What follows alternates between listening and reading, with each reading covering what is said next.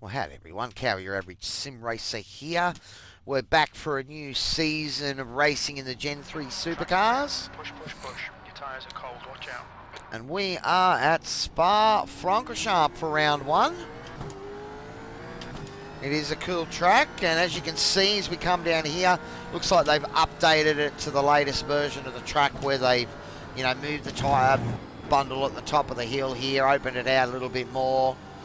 It's still just as hard a corner to get right and take at pace as it always is, but it's a bit safer for the real world drivers. Alright, looks like the quick guys have come out tonight for a bit of practice, and they are driving quick down into the 223s. Is that Brendan Hobson, Hobo 88? Drives in the Logitech series, so definitely one of the pro guys in these cars, and that's a pretty quick time down into the 23s. I'm doing on full fuel here, which I think is about 60 litres. So far I'm down into the 27 flats. I should be somewhere in the 26s, I think, once I get a bit more of a handle on this place, but I think I've got enough idea now to be able to show you guys around here at least, as far as an average guy goes.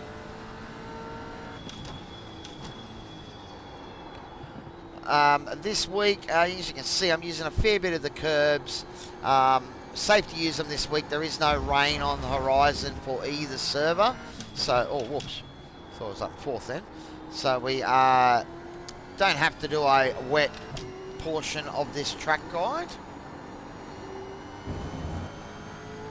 But it is a cool track, and you know, as far as pace goes, I think if you're within 3 seconds of the leaders, I think you're doing pretty good around a place like this, because again, you know, it's a big long track. You find a tenth in each of those corners and suddenly you're up there battling with the fast guys. Alright, so getting ready to start a lap here. We're going back to second for the last chicane. Try and open this one out as much as you can. The car wants to slide out, so just be a bit aware there that you can sort of wreck a lap if you get on it too hard. Alright, looking for the 100 sign up here on the left. Going back to second, getting nice and tight, because you can use a fair bit of the curb out there. Just be careful that it can give you a little bit of slip like I just got there. Alright, so coming down into Eau Rouge. Get up on the first curb, you can cut it, then shift back to fifth and hug the second curb as you come up out of the hill, and that's where you can maximise your run and get as fast a straight run as you can down the straight here. Alright, coming into this corner, we're looking to brake at about a car length, maybe 1.5 before the curb starts. Back to third, get up on the curb. Oh, you're a second off the pace in sector one. There you go, that's just radio on how quick these guys are taking it sometimes. Alright, braking just before the curbing here, back to third.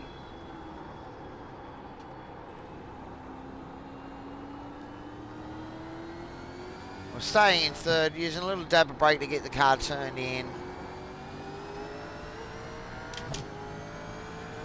Alright, about halfway along this curb, we're looking to brake, go back to fourth, hug it in tight, so you can get back on it. As long as you stay up on the curb there, you're fine. And the same thing here. I'm braking about a metre or two before that curb starts. Back to third, get up on this one if you can. You can really open this corner out and carry a bit more speed through. Come down to Stablo, I think this is called, braking just before the curbing. Don't need to shift back to second. Short shift there, little half throttle and then back on it. Oh, we've got a bit of sand there, that's probably hurt us. As you can see, as long as you stay inside the white line, there's no off track. Alright, staying tight again. As we get out here, back to fifth about halfway along, try and get nice and tight, because then you can get back on the gas and carry a bit of speed on exit. Braking about just after that line, maybe a car length after it.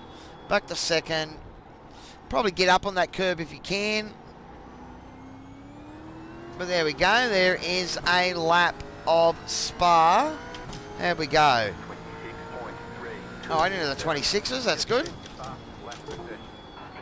More back to second. Oh, looks like my gear is playing up a little bit here. My speedo and my gear indicator. But we'll keep going. We had a pretty good run through this section the first time. That's another decent run there. We actually probably got on the accelerator a bit more. Lost a little bit at the start of it, but we'll gain it by the end here.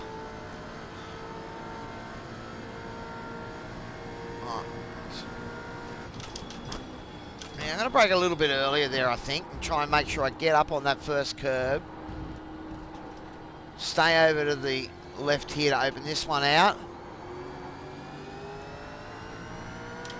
It's about as much of a muchness across all of it. Oh, that's certainly that quarter that's playing up on my speedo.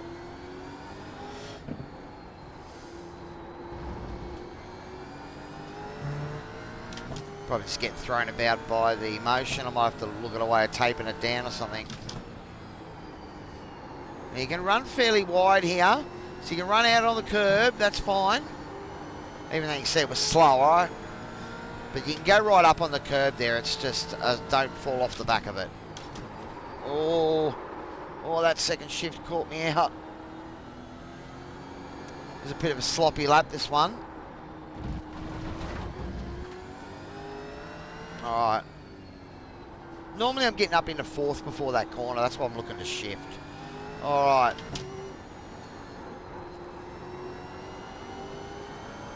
As you can see there, I got a little bit better run coming out of onto the back straight.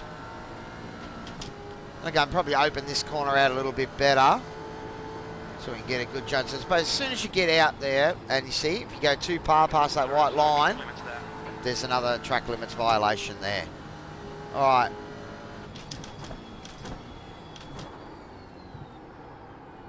Tricky to get the car pulled up there. And it's easy to give up. Easy to give up, you know, a few tenths there at the finish. Oh, that's 23.5. That is getting quick from those boys now. Oh, we get it turned in. We did. Probably should have got a better exit there. But we will bring it round and bring it into the pit lane.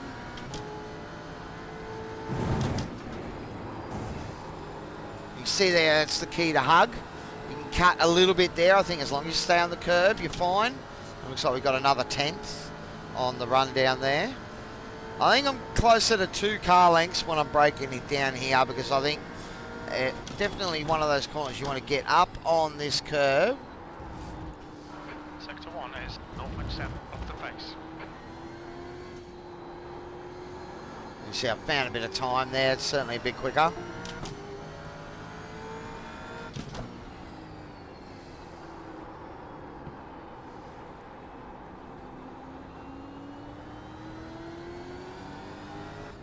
So easy to give it a little bit of advantage away. A little bit sloppy on the exit there, and now I'm suddenly 3 tenths down. But I will say, you know, it does generally offer opportunities for passing and racing. You can see there, a little bit of curb throwing the car out of whack. See what I when I missed the shift there last time, or delayed the shift, and it really, oh. That's that flick I was talking about with the rear of the car. So that might be something I'll look to dial out. I'm not sure. I haven't really had a chance to do a lot of laps here before doing this track guide. So we'll just run with the VRS and see where we go from there. But you can see already just a couple little mistakes and I'm already, you know, 7 tenths down and back into the 27th. So it's easy to make a little mistake. And if you run past outside those curves on either of them, they're slowdowns. Alright, so coming into the pits, it's straight ahead up here.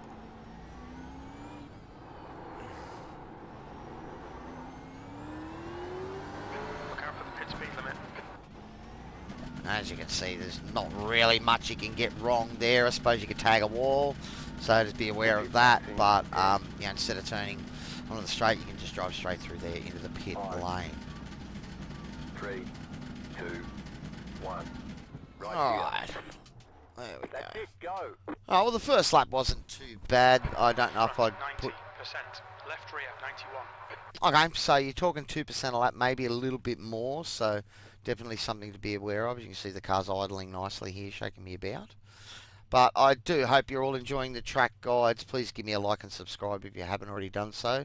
But there's round 1, Spa-Francorchamps, no rain on the horizon, so you can just practice getting Eau Rouge and Raidillon really quick and getting that straight line through there to find your speed. Alrighty guys, thanks very much for watching. We'll see you all next time. Cheers.